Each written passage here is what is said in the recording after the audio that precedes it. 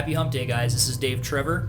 This is our Happy Hump Day review. We're going to be doing Assassin's Creed for the Xbox 360, so let's go ahead and get started.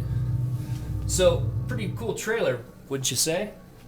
Definitely not intended for younger players. Anybody under 17, I would highly recommend that you don't play this game, or at least get consent from mom and dad. So, let's go ahead and get this started here. Now, I'm going to read this as an overview. This will be the back of the cover, just so you guys can get an idea of the background of this game. So I'll do it in a character voice. So here we go. I have dedicated my life to the study of the deadly arts. I can blend in with any crowd, strike from any direction, and eliminate anyone with a single thrust of my blade. My name is Altair, and my actions will be remembered for ages to come. So pretty cool, right? So you play as the main character. His name is Altair. A little bit more about the story is you're Altair. You're cast out from a brotherhood of assassins, and you're trying to figure out as to why. What's funny is the main guy casts you out, but also he's trying to get you to do stuff behind the scenes because everyone thinks that you're dead. And so there's lots of conspiracy type things going on in this game, and it gets you hooked instantly. So to add on to that, here's a little bit more about the characters. You've got Desmond Miles. And Desmond Miles is basically Altair's supposed ancestor in the future. Because when you start the game, you play as this guy named Desmond. And Desmond is hooked up to this thing called the Animus. And what the Animus does is it makes it so that Desmond can look at his previous memories of his ancestors. Supposedly he can look at previous memories and pictures and whatnot of his ancestor Altair, who is the main character you play in Assassin's Creed. You're not sure why Desmond's hooked up. All you know is that they need to find information, and by they, I mean you have two characters attached to that idea. You've got Lucy Stillman, and Lucy is this real good-looking assistant, I guess you could say, to the other main character, which is Dr. Warren Vidic. Vidic seems very conspiratorial. He seems like there's some shady business going on with him. You don't know if you can trust him. You think you can in the beginning, and as the game progresses, you probably start to think that there's something really, really rotten and really evil about what he's trying to do to Desmond. So yeah, there you go. If you want to know more, play the game. So I'm going to get right into the plus points of the game. The plus points of the game are the story. The story is so good. It really had me hooked instantly. It's so engrossing, and it's so rich, and there's so much detail to the characters and their stories, but there's also lots of really great subtleties. I can't name any off the top of my head right now, but because of those subtleties alone, excuse me, it makes it so the game just really, it just makes it so the game really, really works. Now, the voice acting. The voice acting was another plus point. The voice acting in this game is great. It gets you hooked instantly. Just like the story, the voice acting gets you hooked instantaneously. And you guys have probably played good games where, the voice acting is okay or, sort of okay or whatever. And then you play games where the voice acting is great. This, for me, was a great voice acting game. And since I am a voice actor, I was definitely hooked. But what about you guys? What would you say is some of the best voice acting in a video game that you've heard? I would say that some of the worst that I've heard was in Street Fighter 4. If you guys have a comment about that or any comment about what I just said there, go ahead and leave one in the comment section below. Now, the thing I wanted to load up real quick is there's lots of different ways to kill people, and that was another one of the really, really cool plus points. So I'm going to get this loaded up here real fast, or as fast as it'll humanly let me do, because we have to wait for the things to load. Anyways, hope you guys are having a great Wednesday, or again, Thursday, depending on which part of the world you guys are watching this in. And we're going to go ahead and get this started right now.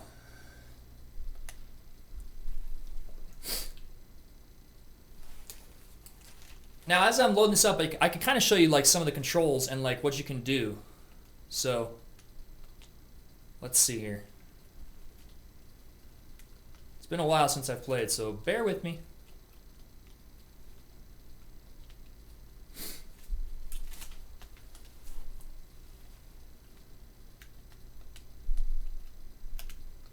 All right. So, and the cool thing about this game too is if you can see in the upper right hand corner, you've got your control right there. So I'm going to, sprint, just so you guys can get an idea of what this is and what it looks like. Whoops, climbing up the walls. Someone's trying to talk to me, obviously. I mean, just look at the game, too. It's real pretty. It's definitely got some points on this. So, okay, so this works out really well because I can actually get into some of the action. So, as you can tell, I'm using my knife. And there's lots of blood. There's tons of blood. There is a lot.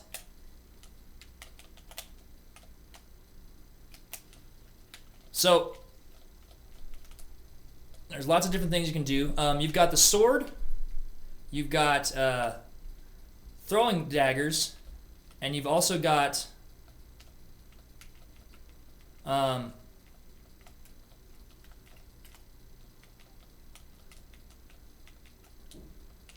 sorry guys, I did not plan for this to go this way because I wanted to show you more of what you can do, and now I'm getting my ass kicked because I'm in the middle of a training. So this is kind of not what I was expecting.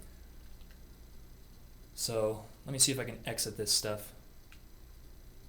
Yes, I can. Okay. Whew. Boy, that wasted a couple minutes. Sorry about that, guys. No, I want to exit all this nonsense. This is why YouTube's fun, guys, right? You get to deal with the glitches as they come right in your territory. So, yeah. So I'm going to sprint here so you guys can get an idea of what's going on. Oh, man. Excuse me. Now, just so you know, I'm going to show you the different ways you can kill someone. You can kill someone with this, which is your concealed weapon. Or, sorry, those are throwing daggers. You've got your concealed weapon, which is great because you just basically walk up to someone and real quietly and calmly kill someone. Let's see if I can do it real quick. I got to be real sneaky about it, though. Not necessarily.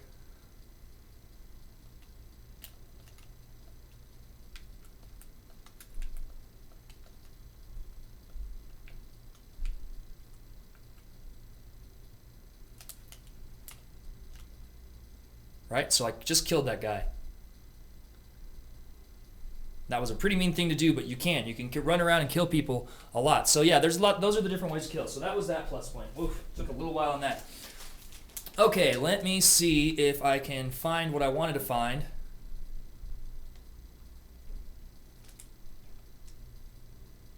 And get to what I needed to get to. Because I wanted to try to conceal myself. Because you basically find priests and you conceal them, or conceal yourself among them. And I'm not seeing anybody, so this is not... Oh, this is not working out the way that I wanted to. This is a little bit frustrating, so... but anyways, if you guys want, you should play the game yourself, because one of the things that you can do is you can conceal yourself among the many different priests that are in the game, and it's great because you use yourself. Yeah, there we go. I'm just going to do that motion. So I would walk like this, and then I would basically be able to conceal myself, and I just thought that was a really cool thing. So that was the plus point. Okay, moving right along, very slowly, of course, sadly, into the minus points. We have flashbacks. You have these things that when you start killing people, you have these things where you they're flashbacks. So, you know, I can. Let's see here. So now that I got this flashback going on, I'm going to run. Oh, shit. And I'm going to get killed. But if I can actually run away... Oh, run! Run! Put your knife away and run. Put your knife away and run. Oh, man. Okay, now I'm going to run. See those things right there, those glitches? If you don't press A on them, they basically make it so that... Well, they basically make it so that you're, you can't get an achievement at the end of the game because you got to get 85% better or 80% more of those glitches. And when you're running away, the last thing you want to try to do is push more buttons. Yeah, see all that? I should have been pushing buttons during all of that. So there's that point. There's these things in this game called flags, and the flags are the absolute worst thing I think in any game I've played as far as like little extra blips and things that you need to get, because it's an achievement and there's flags in each one of these different cities here. The city I'm in right now is Al-Assad, I think, or man, I can't remember what this place is called. What is this place called? I'm in the kingdom. Yeah, there you go. But there's different towns that you're in, stuff like that.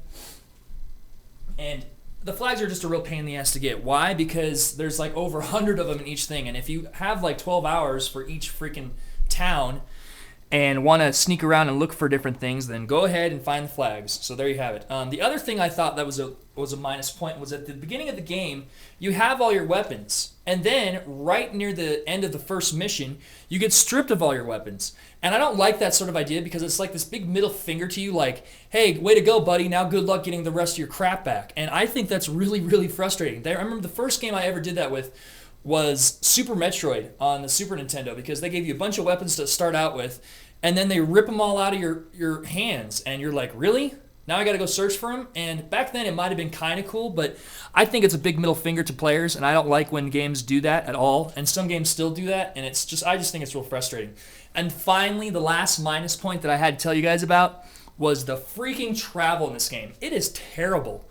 You travel by horse, and that's the only way you can travel. They don't have any sort of warp system, which is kind of astounding, because even in a game like Legend of Zelda Ocarina of Time, when you get the Ocarina, you can, travel to different places. You can travel to the different temples. In this game, no. You got to go on your horse and go to the different towns to progress through the game. At first I thought, oh, this is kind of cool. I'll be able to check out the countryside. But after a while, it gets tedious because it gets harder. You got to go past more guards. You got to be even more sneaky. And I just thought it was probably the worst minus point of this entire game. So yeah, there you have it. Overall, I would still give this game 4 solid humps.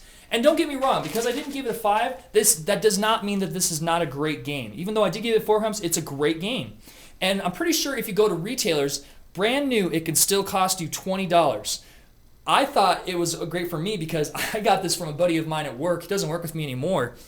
He gave it to me for free. He's like, yeah, I don't like all this stuff because there's all this story and blah, blah, blah.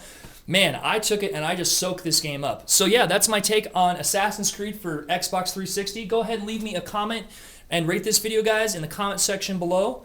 And if you guys haven't already, subscribe. You've got the big yellow button up top, big yellow button at the bottom, and I will talk to you guys later. Take care.